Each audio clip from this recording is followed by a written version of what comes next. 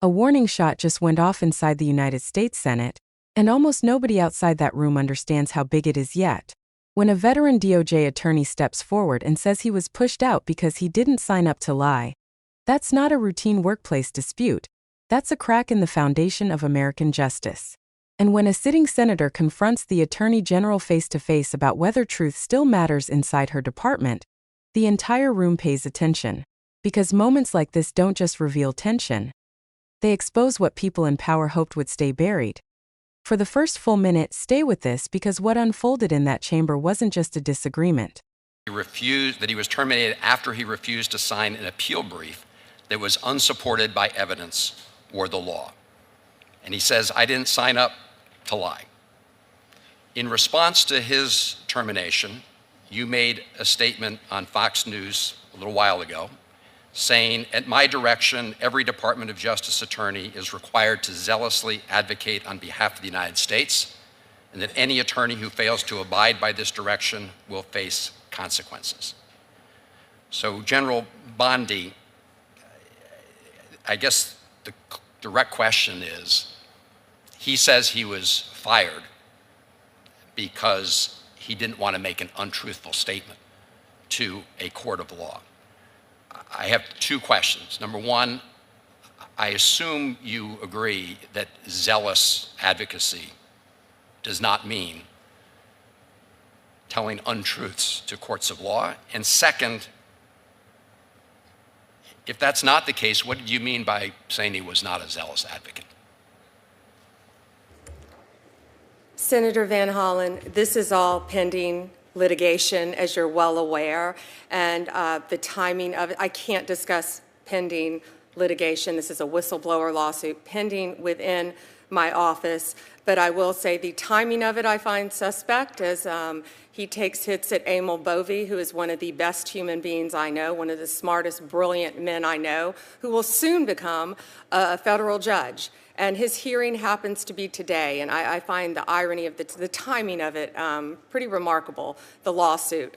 But this had to do with attorney-client privilege information that was disclosed. I can't talk about the substance, but what I will tell you, and you have obviously my word, any zealous advocacy means to be done ethically and honestly, always. And that's what I mean by zealous advocacy. He also accused Emil Bovey of things that Todd Blanche, who is one of the best human beings I also know, my Deputy Attorney General, was in the room and said did not happen.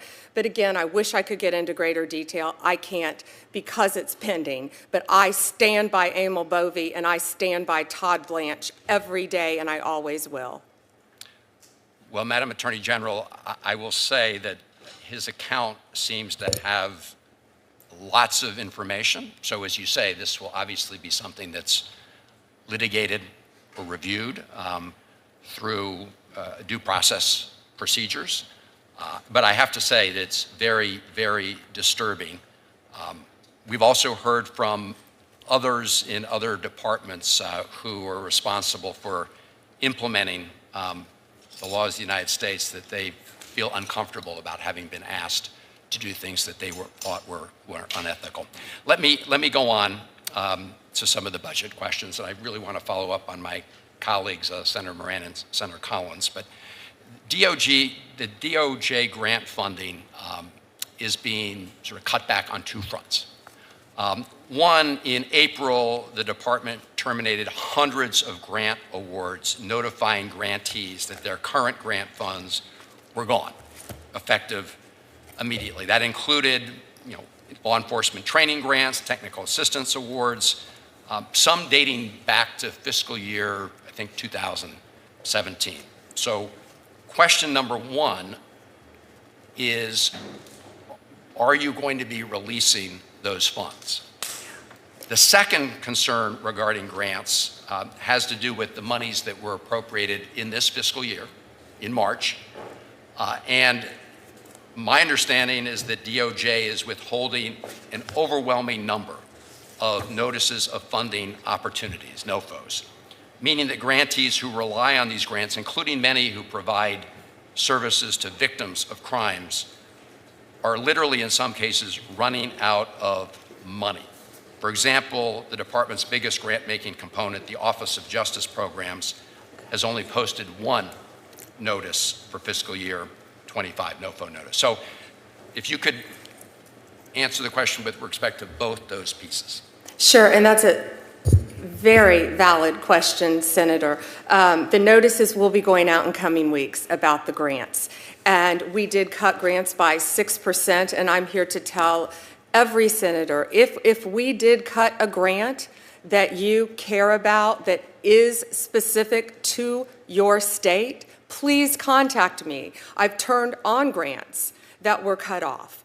So please, if that happens, there's an appeal process, but you can pick up the phone and you can call me, and I would be more than happy to look at that. I never want to take away a grant that is actually helping Americans, helping victims, helping law enforcement, and we're looking at it on a case-by-case basis, and many of those are being appealed already, but you have my word, we will look at all of those, absolutely. Thank you. And in terms of the other piece of the question, when the notices for information will go out, because the fiscal year obviously is, running out, and we are hearing from lots of entities that are waiting for those notices so they can apply for the grant funding. Yeah, yes, Senator. The notice of funding is consistent with our priorities, and they're finalizing it right now. It will be going out very shortly. Very shortly.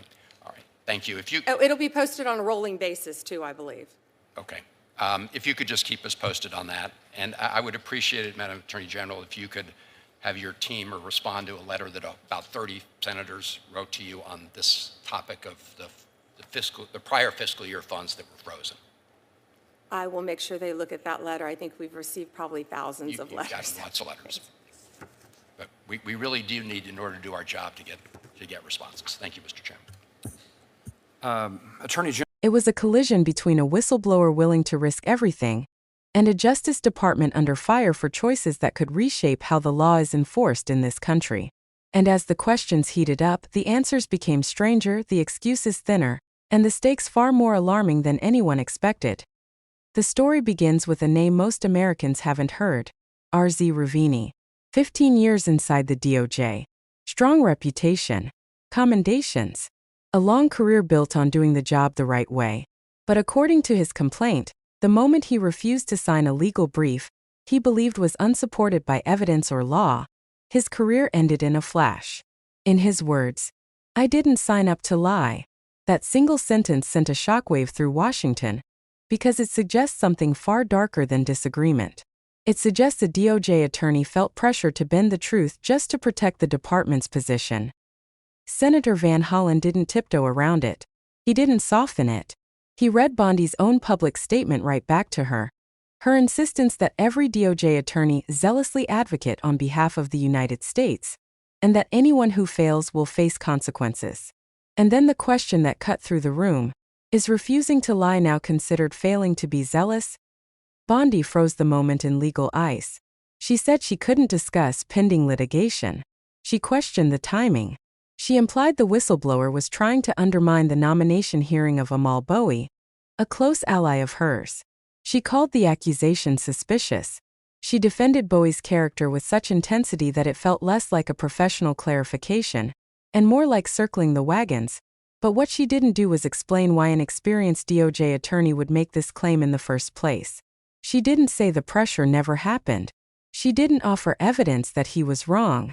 She didn't address why, if his account had lots of information, none of it could be acknowledged. She simply placed everything behind the shield of pending litigation and hoped the senator would move on. Yet Van Hollen pushed again, not just on the whistleblower, but on a broader pattern he said he'd heard across federal departments. Others, he noted, had reported being asked to do things they believed crossed ethical lines. It wasn't one man. It wasn't one disagreement. It was a growing chorus of unease. Still, Bondi stayed on script. She repeated that zealous advocacy must be ethical. She insisted her associates were trustworthy. She avoided every opening to address the core concern: whether DOJ attorneys are being punished for telling the truth. But the hearing wasn't done tightening the pressure. Because underneath this whistleblower controversy, another crisis had been building, one involving the very programs meant to protect communities across America. Van Hollen shifted the questioning to something that stunned local agencies months earlier: a sudden sweeping freeze of DOJ grants. Hundreds of them, some dating back to 2017. Grants for law enforcement training, victim services, technical assistance, gone overnight.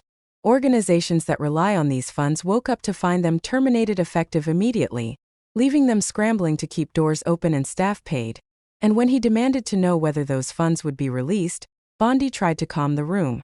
She said a 6% cut forced the reductions. She said senators could call her personally if something their state needed was at risk. She said there was an appeals process. She said she didn't want to take away grants helping victims or police. But the truth on the ground told a different story. Some nonprofits were already at the breaking point. Some victim service programs were rationing support. Local departments were delaying training and community initiatives.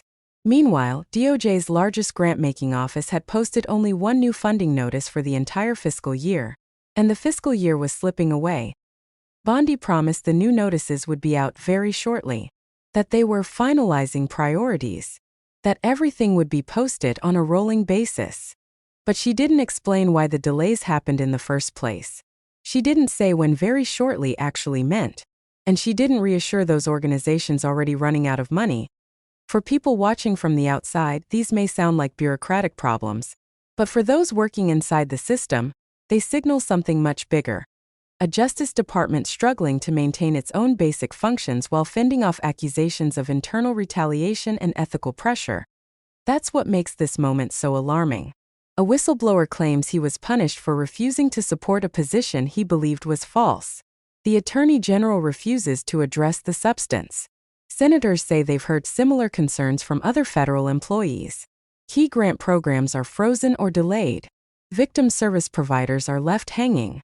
Law enforcement training is in limbo. And the department responsible for upholding justice appears to be pulling tight every curtain. It forces a hard question. If attorneys inside the DOJ fear speaking up, who will protect the integrity of the legal system?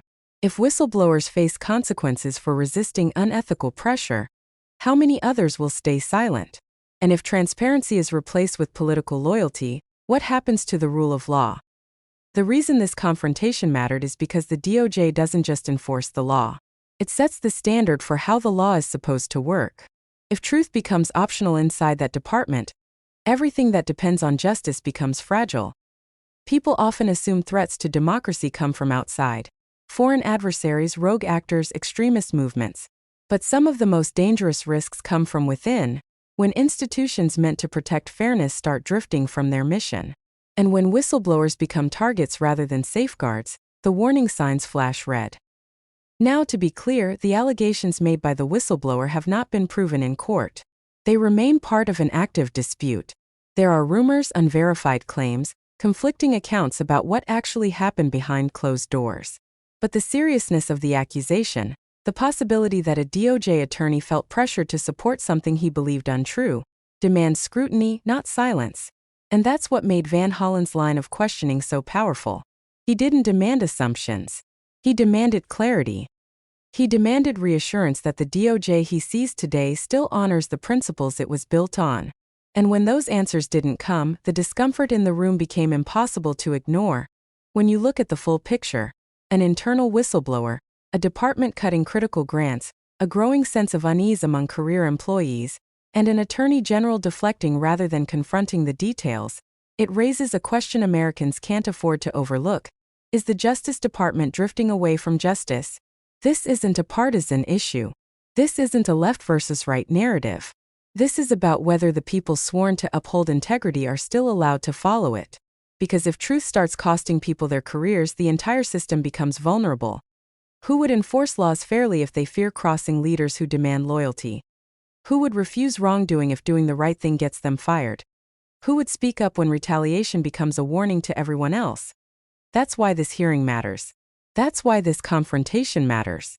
And that's why the whistleblower's words, "I didn't sign up to lie," carry so much weight. If we want a government that protects truth, we must protect those who speak it. If we want accountability, we must demand it.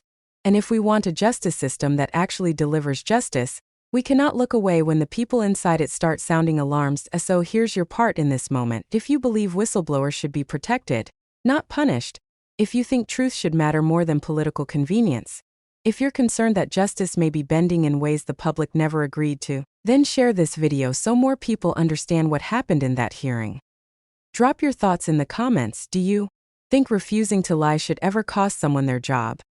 And make sure you subscribe, because the only way to keep shining light on moments like this is to keep paying attention.